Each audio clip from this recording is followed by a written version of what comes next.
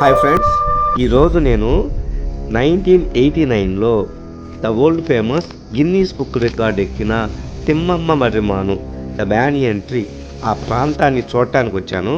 అంటే నేను second time వచ్చాను. ఫస్ట్ టైం వచ్చినప్పుడు వీడియో తీయలేదు. ఈ తిమ్మమ్మ మర్రిమాను గురించి, దాని యొక్క ప్రత్యేకత గురించి మీకు కంప్లీట్ ఇన్ఫర్మేషన్ ఇస్తాను. చూడండి, చాలా అద్భుతమైన ట్రీ, చాలా పెద్ద ట్రీ. మర్రి చెట్టు ఒక 8-9 ఎకరాల విస్తీర్ణంలో బాగా ఆక్యుపై చేసింది. దీన్ని ఆంధ్రప్రదేశ్ గవర్నమెంట్ అటవీ శాఖ వాళ్ళు టేక్ ఓవర్ చేసి ఈ మధ్య కొంచెం బాగా డెవలప్ చేశారు. అంటే తిమ్మమ్మ మర్రిమాను లోపలికి వెళ్ళే ముందు చిన్న పార్క్ లాగా ఏర్పాటు చేశారు. చిన్నపిల్లలు ఆడుకునేదానికి చాలా బాగుంది. పిల్లలు వచ్చినప్పుడు వాళ్ళు ఆడుకునేదానికి చాలా సదుపాయాలు ఉన్నాయి. ఈ చిన్నపిల్లలు వచ్చినప్పుడు వాళ్ళైతే చాలా బాగా ఎంజాయ్ చేస్తారు. ఇదండి చెట్టు. అంటే ఇది బయట వ్యూ. బయట నుంచి చూస్తుంటేనే ఎంత భయంకరంగా ఉంది. లోపల నుంచి చూస్తే ఎలా ఉంటుందో ఒకసారి లోపలికి వెళ్ళి చూద్దాం ఏ విధంగా ఉందో.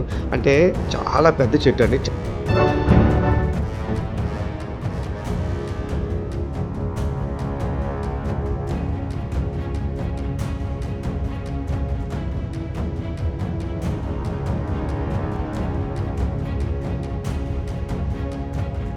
ఇక్కడ కనిపిస్తుంది కదండి, ఇదే ఎంట్రన్స్. ఎంట్రీ ఫీజు ఉంటుంది. పెద్దవాళ్ళకైతే పర్ హెడ్కి 10 రూపీస్, చిన్నపిల్లలకైతే ఎంట్రీ ఫీజు ఏమి ఉండదు. ఈ చెట్టుని ఒక దేవతలాగా పూజిస్తారు కాబట్టి చెప్పులతో లోపలికి వెళ్ళనియరు. చెప్పులు నాట్ అలౌడ్. చెప్పులు బయటే విడిచి వెళ్ళాలి. లోపలికి ఎంటర్ అయ్యానండి. లోపల వ్యూ చాలా భయంకరంగా ఉంది.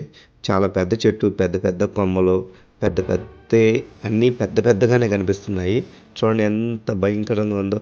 చాలా చాలా పెద్ద బ్రాంచెస్ ఉన్నాయి. ఈ చెట్టుని ఒక దేవతలాగా పూజిస్తారు కాబట్టి ఆ చెట్టు యొక్క గొప్పతనాన్ని చెప్పేవాళ్ళు వీళ్ళండి. పాట పాడుతూ ఉంటారు.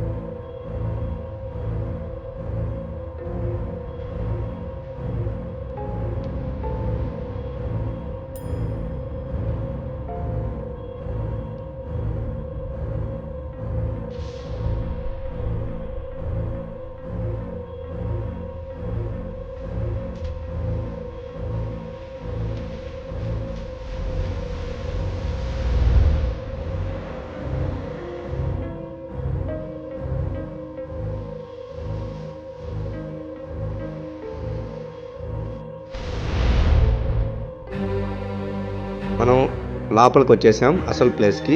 ఇది గుడి. లోపల తిమ్మమ్మ అమ్మవారు ఉంటారు.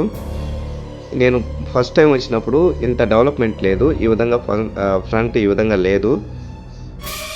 ఇప్పుడిప్పుడే డెవలప్ అవుతూ ఉంది. బహుశా ఇంకా కన్స్ట్రక్షన్లోనే ఉంది కాబట్టి కొన్ని షాపులు కన్స్ట్రక్షన్ అవుతూ ఉన్నాయి. ఇంకా ఇది అండర్ కన్స్ట్రక్షన్లోనే ఉంది.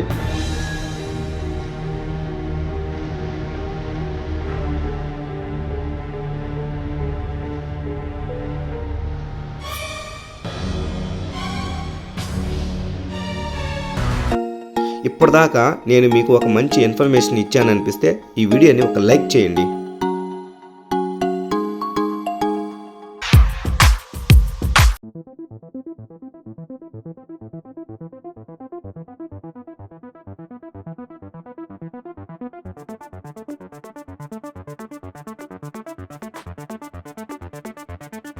ఈ చెట్టు యొక్క ప్రత్యేకత, ఈ అమ్మవారు ఇక్కడ ఎలా వెలిశారు అని దాని యొక్క స్టోరీ మొత్తం ఇక్కడ ఒక అతను కంప్లీట్ డీటెయిల్స్ ఇస్తారు. చూద్దాం.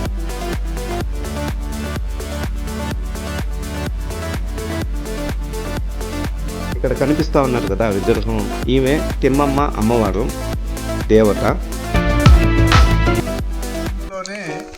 ఓ పెద్ద మహావృక్షం. ఈ చెట్టు 7 ఎకరాల 74 సెంట్ల విస్తీర్ణంలో 1989 వరల్డ్ బిగ్గెస్ట్ వనితగా గిన్నిస్ బుక్లో నమోదైంది.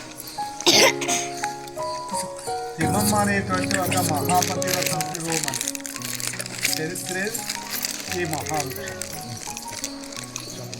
ఈ అమ్మవారి ఇప్పటికీ 700 సంవత్సరాల క్రితం మన భగవాన్ పుటపర్తి సత్యసాయిబాబా ఉన్నారు కదా, పక్కనే విలేజ్ అండి బుక్కపట్నం, అమ్మవారి పుట్టినే.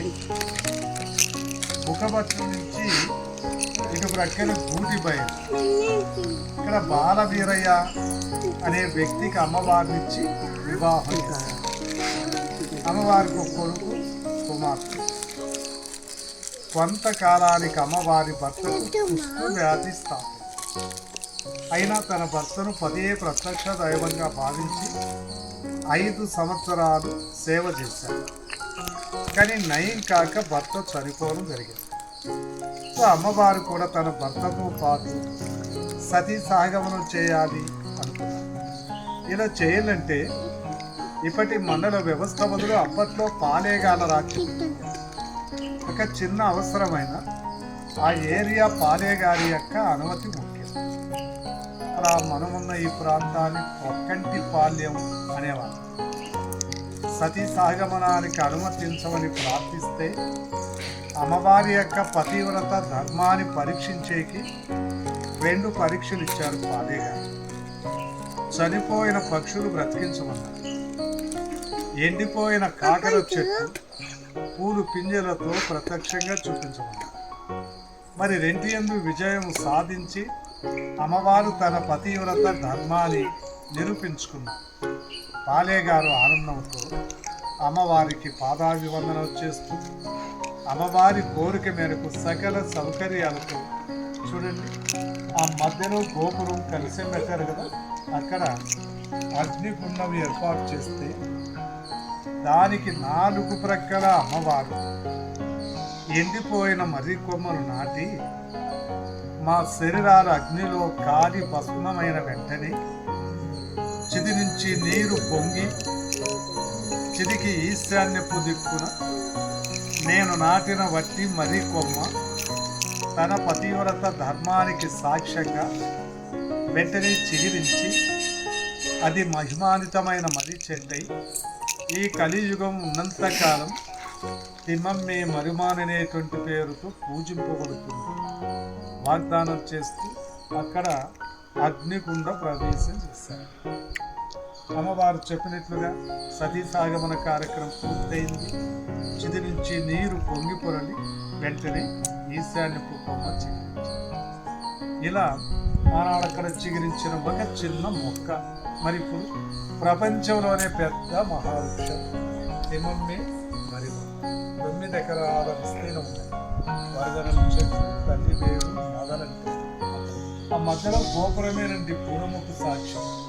వరదనపురం లేదు. వరదనపురం ఇప్పటికీ 90 సంవత్సరాల క్రితం అంటే 1935లో వరదనపురం ఏసుబారై పడిపోయిందండి. ఆ పురముకు సాక్ష్యంగా అలా తయారు చేశారు. సాక్షాత్ అమ్మవారు సతీ సహగమనం చేసిన పుణ్యభూమి ఈ మహావృక్షానికి మదరు ప్రసాదించిన పుణ్యభూమి. ప్రతి ఒక్కరూ లోపల వెళ్ళి 3 రౌండ్లు ప్రదక్షిణ తిరిగి నమస్కారం చేసుకుంటే సర్వదా మనకున్న దోషాలపై శుభం కలుగుతుందనేటువంటి మంచిది. ఇక్కడ కొన్ని మహిమలు ఏంటంటే ఈ మహావృక్షాల మీద పక్షులు గూడు కట్టం. పక్షులు పగలంతా ఇక్కడ ఉన్నాయి, ఎక్కడ గడిచి రాత్రి ప్రొద్దు పక్షులు నిద్రించు. మరి ఎందుకు ఇలా అంటే ఆనాడు చనిపోయిన పక్షులకు మళ్ళీ తిరిగి జీవం పోస్తారు. ఆ కృతజ్ఞతాభావంతో పక్షులు కూడా భక్తి మార్గంలో వెళ్తారు. ఇక్కడ ఒక మంచి వరం సంతానం వివాహం. అమ్మవారిని ప్రార్థించి మొక్కుబడి చేసుకొని పూజారిచ్చిన మొక్కు ఇక్కడ చెప్పుకుంటారు. ఏడాది తిరగకుండానే సంతానం వెంటనే వివాహం. అందుకే ఇక్కడ కుల మత భేదాలకు గుడి చెట్టు ఫారెస్ట్ డిపార్ట్మెంట్ సంరక్షణకి ఇచ్చారు. వారి సంరక్షణ అభివృద్ధి గుడి ప్రైవేట్ కమిటీ. మీరు గుడికి విరాళమే అంటే స్వాములకి ఇచ్చి మీ పేరు నమోదు చేసుకోవచ్చు. మీకు ఈ చరిత్ర తెలియపరిచిన దానికి గైడ్కు ఎవరికి తోచిందో చేయొచ్చు. ఇది తిమ్మమ్మ వరిమాను యొక్క చరిత్ర. నేను ఇచ్చిన ఇన్ఫర్మేషన్ మీకు నచ్చింది అనిపిస్తే సపోర్ట్ చేయండి ప్లీజ్.